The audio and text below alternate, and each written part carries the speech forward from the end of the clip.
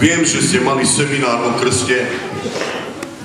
Ernest vás vyučoval o krste a viete, čo znamená krst. Ale chcem vám povedať. Detičky, čo si myslia? Makerenika čavale, bežem bez ketele. No. Čo si myslia ľudia pod slovom krst? Čo si predstavujú, keď počúvajú prvýkrát krst? Te šude valeko o Roma Eršínova polipe. Šude znao polipe. So Eršíno leske. Môže mi to stiahnuť trošku? Daj mi to, ja mám veľmi silný hlas. Trošku dole.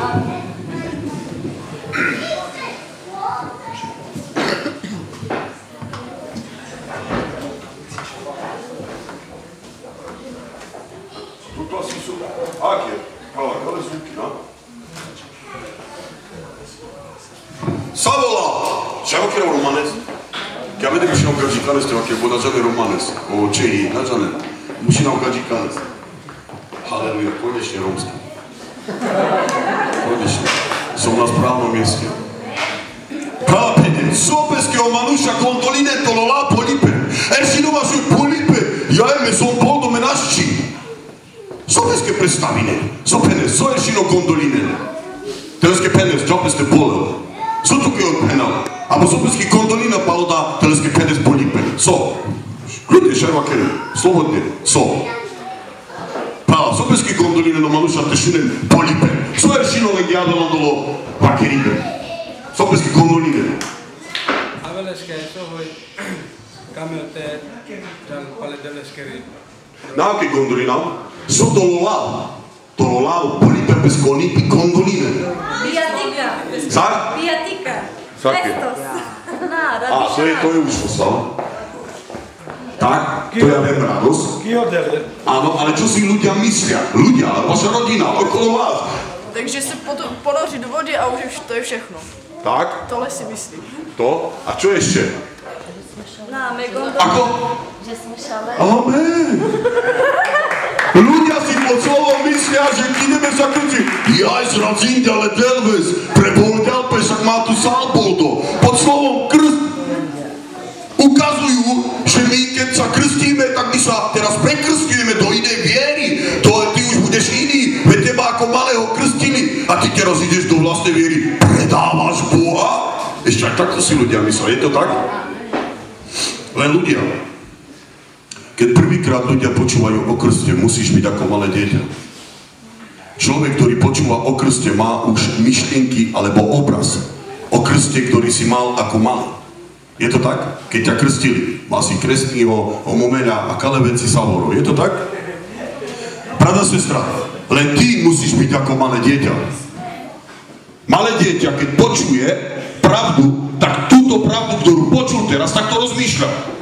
A takto my musíme rozmýšľať aj o krste, keď prvýkrát počuješ, čo je krst. Len my nehovoríme o krste, ktorý vo svete sa krstia. My hovoríme biblický krst. A biblický krst nemá nič spoločné s tým krstom, ktorý sa krstíte ako malé deti. A ja som krstený za 500 korún v Košiciach. Ako Rusnák, viete? Andrej Rusnácíko. Ešte ani krstili mi nedali. A museli sme zaplatiť 500 korún. Pravda, sestra, nehovoríme o tomto krste. Čo učí Biblia o krste, je veľmi dôležité.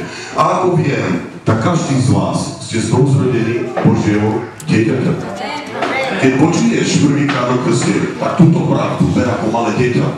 Viete, prečo ľudia spochybňujú? A není to nič zlé, že niekto váha. Sa to dá pokryť. Vieš, prečo to je? Vieš, prečo to prichádza? Vtedy, keď má obraz vo svojom živote iný o krste. Spochybňuje. Máme sa v motocykleske. Jeden mu hovorí, brat, bol vylečený z rakoviny, modlil som sa za ňou. Je uzdravený z rakoviny, rakovina odstúpila od neho, videl si ho Ernest. Hej, je v poriadku. A ja sa pýtam ho. Pýtam sa, Honzo, chce sa dať pokrstiť? Ivane, ja som už pokrstený ako katol, ja hovorím, ale do akého zboru chodíš?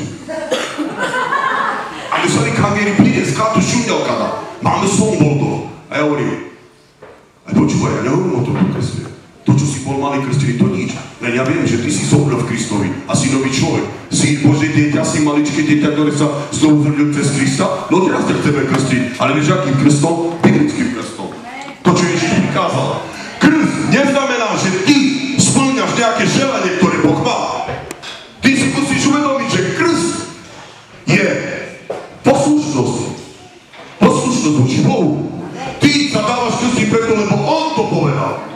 chápeš? Ten, kto uverí, nech sa dá pokrstiť. Pýtam sa, je to želanie?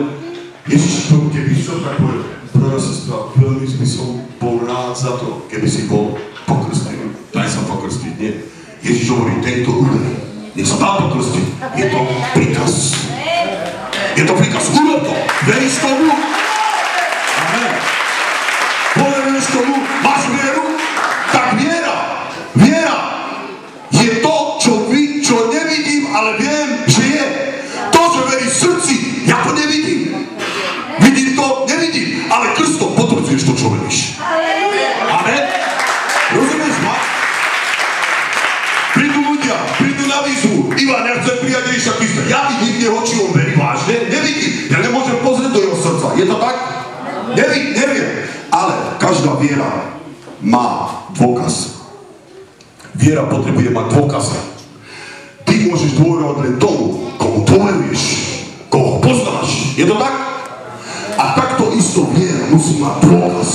Dôkaz o Bohu, že Boh, ku komu veríš, ten môže všetko urobiť. Jemu dôveruješ. A takto isto je o krste. Krst je vyjadrenie fyzicky. Vyjadruješ tu to, čo veríš. Tým, že sa dávaš krstiť, potvrdzuješ to, čo veríš. To je potvrdenie tvojej viery. Práve sestra, ja len maličko povedali, choďte do celého sveta, zvestujte evanjelium všetkému stvorenia. Kto uverí, vidíš, kto uverí, bude pokrstený, bude spasený. Kto však neuverí, bude odsúdený. Je to jedna minca, ale každá minca má dve strany. Prvýkrát si prijal Ježiša Krista, to je jedna strana, ale minca má dve strany. Jeden krok je prijať Ježiša Krista, dať sa pokrstiť, je druhý krok. Rozumiete ma? Tým, že si uveril Krista, to je, že dávaš Bohu svoj život. Krstom hovoríš Bohu, Bože, ja chcem pochovať svoj starý život, chcem, aby si žil ty vo mne, Bože, ja odozdávam svoj život tebe. Ja ho nechávam, svoje zlozvyky, svoje zlé veci, ktoré som niekedy robil, všetko ostávam kde? V vodnom hrobu. Krst je vodný hrob. A ty to ukazuješ Bohu, že Bože, ja to verím, ale ja chcem aj odozdať všetko z môjho života. Kde to môžeš robiť? V krste. V krste. Pravá sestra, Ježiš pristúpil a riekol, daná mi je všetká moc na nebi aj na zemi. Choďte teda, získavajte učeníkov všetkých národov, krstiac ich menom Otca, Syna i Svätého Ducha. A učiac ich zachovať všetko, čo som vám prikázal. Je to prikázal, alebo nie? Počuješ? Prikázal. Ja som s vami po všetky dni až do konca sveta.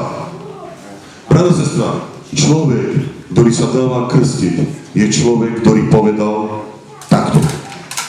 Pane Ježišu, ja verím, že som Božie dieťa.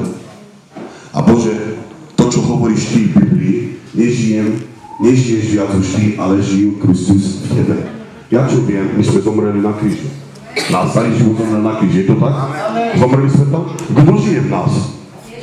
Ježiš Kristus. Ale žiješ v tele. Žiješ aj niekedy v tom starom charakteru. Zlozvyky, ktoré máme, niektoré veci, ktoré potrebujeme tak preč. Kde ich dáš? Tamto. Tamto ho necháš. Vieš, koho obliekaš do svojho života? Ježiša Krista. Oblečte Ježiša Krista do svojho života. Pravá sestra, ešte čo chcem povedať je, krst je pochovanie. Pochovanie tvojho starého života. Je to vodný hrob. Ako ti to dokážem, je takto. Keď Ján Krstiteľ krstil, kde krstil? V vode. V Jordáne. Je to tak? Teraz. Jordán vteka kde? Do mŕtvého mora. Je to tak? Mŕtve more je tým, že nemá odtoky. Preto je mŕtvy. Kde Jordán vteka? Do mŕtvého mora. A preto Jordán znamená hrob. Kde krstí ľudí? Do vodného hrobu. A keď ťa krstí do vodného hrobu, to znamená, že tvoj život zomiera vo vode a stávaš ako nový človek. Brat, sestra, robíš to isté, čo urobil Ježiš Kristus. Len ty nemusíš zomrieť. Ježiš zomrel.